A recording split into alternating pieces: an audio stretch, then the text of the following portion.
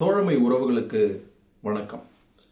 இன்னைக்கு நாம் யாரை பற்றி பார்க்க போகிறோம் அப்படின்னா, ஒரு தமிழ் பேரினத்தின் தலைவன், உலக தமிழர்கள் எல்லாம் கொண்டாடக்கூடிய ஒரு மாபெரும் வீரன், அவரை பற்றி தான் இன்னைக்கு நாம் இந்த வீடியோவில் பார்க்க போகிறோம். வாங்க வீடியோக்குள்ளே போய் தெரிஞ்சுக்கலாம்.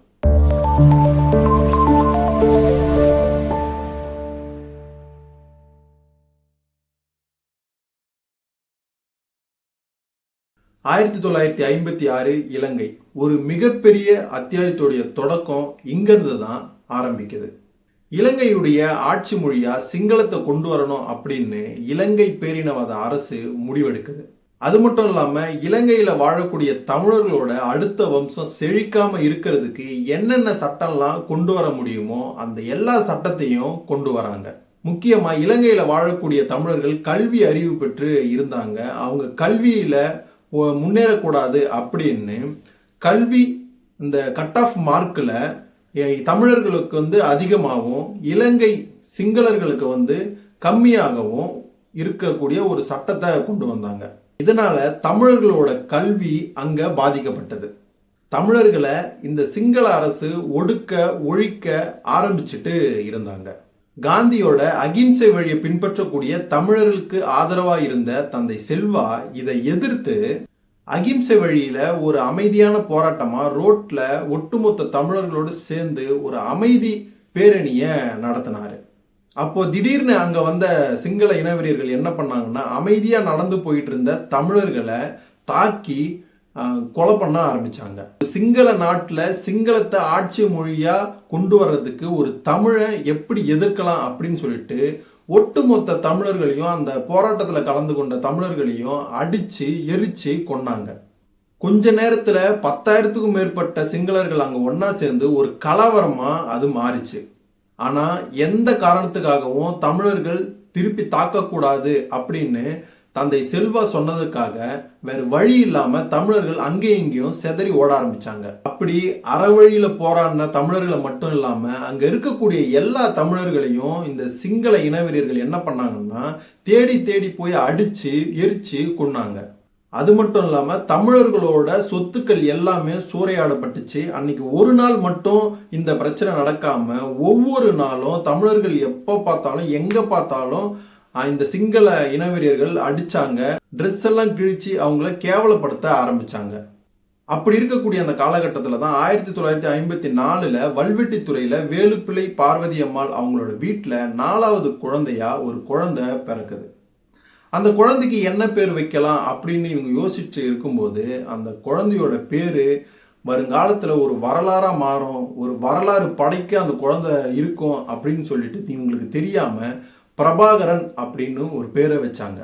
அப்போ சிங்கள இனவெறியர்கள் என்ன பண்றாங்க அப்படின்னா, தமிழர்கள் எங்க பார்த்தாலும் தாக்குறாங்க, அவங்கள நிம்மதியா இருக்க விடல, அவங்க வீட்டை சூறையாடுறாங்களா, இப்படியெல்லாம் இருக்கிற காலகட்டத்தில் தான் ரோட்ல ஒரு சின்ன பையன் அவங்க அப்பா கூட நடந்து போயிட்டு இருக்கும்போது சிங்கள காவல்துறை காரணமே இல்லாம தமிழர்களை தாக்குறாங்க. அதுக்கு அந்த சின்ன பையன் ஏன்பா காரணமே இல்லாம தமிழர்களை மட்டும் தாக்கிட்டு இருக்காங்க அப்படின்னு கேள்வி கேட்கிறாரு. அப்போலிருந்து அந்த சின்ன பையனுக்கு அவங்க அப்பா பல்வேறு நிகழ்வுகளை கதையா சொல்ல வழக்கமா வச்சுக்கிட்டு இருந்தாரு. அந்த சின்ன பையனும் அவங்க அப்பா சொல்ற கதையை ரொம்ப ஆர்வமா கேட்க ஆரம்பிச்சான். தமிழர்களோட நிலத்தை இலங்கை அரசு எப்படியெல்லாம் ஆக்கிரமிக்குது அப்படின்னு அந்த அப்பா அவங்களோட நண்பர்களோட பேசிட்டு இருக்கும்போது இந்த சின்ன பையன் அதை உன்னிப்பா கவனிச்சிட்டு இருக்கான். அப்போ ஒரு தடவை கோயிலுக்குள்ள இருக்க அர்ச்சகர் ஒருத்தரை சிங்களர்கள் என்ன பண்றாங்கன்னா அடிச்சு எரிச்சு கொல்றாங்க. இத அந்த பையனோட அப்பா அவங்க ஊர் மக்கள் எல்லாரும் ஏன் அடிச்சு கொள்றாங்க, இதுக்கு என்ன காரணம் அப்படின்னு ஒரு கூட்டம் போட்டு அங்க விவாதிக்கிறாங்க. அப்போ அந்த சின்ன குழந்தை அவங்க அப்பாவை பார்த்து ஒரு கேள்வி கேட்டுச்சு. அது என்னன்னா, அப்பா அந்த அர்ச்சகரை அடிக்கும் போது ஏன் அந்த அர்ச்சகர் அவங்கள திருப்பி அடிக்கல அப்படின்னு கேட்கிறாரு. அந்த குழந்தை தான் வளர்ந்து தன்னோட 16 வயசுல தமிழ் மாணவர்கள் பேரமைப்புல தன்னை இணைச்சுக்கிட்டாரு.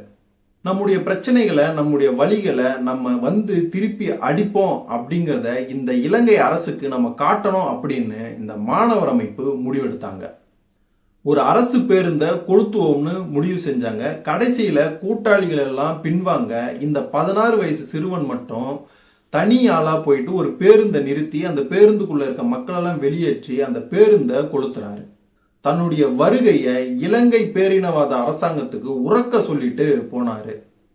அன்னைக்கு நைட்டு இரவு வல்வெட்டித்துறைக்கு போலீஸ் அடிச்சு பிடிச்சி ஓடி வருது. யாரா அந்த பையன், அந்த பையனை எப்படியாவது கைது பண்ணணும் அப்படின்னு அவங்க வீட்டுக்குள்ள போலீஸ் உள்ள போறாங்க.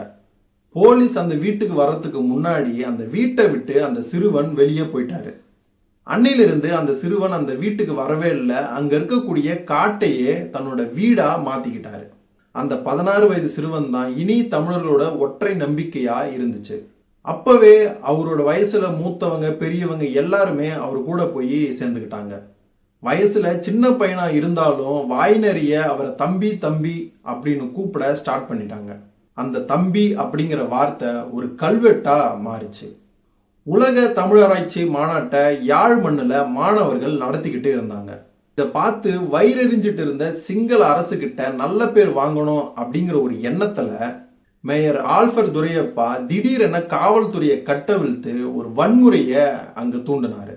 எப்படி இந்தியாவில் ஜாலியன் வாலாபாக் வன்முறை நடந்துச்சோ அதே போல யாழ் மண்ணுல மாணவர்கள் மத்தியில தனக்கு கீழே இருக்கக்கூடிய காவல்துறையை ஏவல் துறையா மாத்தி ஆல்ஃபர் துரையப்பா அனுப்பி வச்சாரு. திரும்புற திசையெல்லாம் வன்முறை, அப்பாவி மாணவர்களை வேட்டையாட ஆரம்பிச்சது காவல்துறை.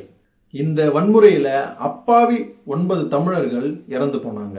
இப்படிப்பட்ட ஒரு துரோகிக்கு நாம தகுந்த பாடம் கற்பிக்கணும் அப்படின்னு முடிவெடுக்கப்பட்டுச்சு. அதுக்காக எந்த கோவிலுக்கு ஆல்ஃபர் துரையப்பா வருவாரோ அதே கோவில்ல அவரை வச்சு கொல்லணும் முடிவெடுக்கப்பட்டுச்சு. அதே மாதிரி பிளான் பண்ணி ஆல்ஃபர் துரையப்பா அந்த கோவிலுக்குள்ள வரும்போது தன்னுடைய துப்பாக்கி எடுத்து நெத்தி பொட்டுல சுட்டு புதிய வரலாறை துவங்கி வச்சாரு வேலுப்பிள்ளை வே பிரபாகரன் அவர்கள். அதுக்கப்புறம் இனி நம்ம நாட்டுக்குள்ள வாழ முடியாது அப்படின்னு வவுனியா காட்டுக்குள்ள போறாரு. ஒரு பயிற்சி முகாமை தயாரிக்கிறாரு. அதுக்கு பூந்தோட்டம்னு பேர் வைக்கிறாரு. எல்லாரும் அவரோட போய் சேர்ந்துக்கிறாங்க. நல்ல உடற்பயிற்சியும் ஆயுத பயிற்சியும் அங்க நடக்குது.